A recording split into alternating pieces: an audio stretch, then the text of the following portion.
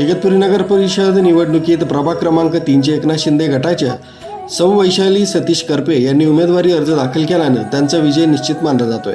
त्यांनी घरोघरी जाऊन मतदारांच्या भेटी घेऊन येणाऱ्या नगरपालिकेच्या निवडणुकीत आपल्यालाच मतदान करून प्रभागाची आपल्या शहराची सेवा करण्याची संधी द्यावी असे भावनिक आवाहन केलंय।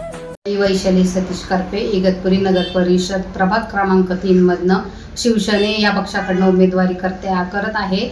माझे मिस्टर पण नगरसेवक नगराध्यक्ष होते।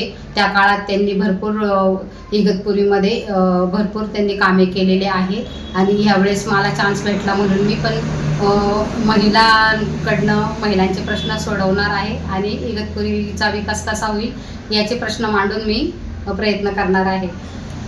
राजू देवळेकर, न्यूज 7 मराठी, इगतपुरी।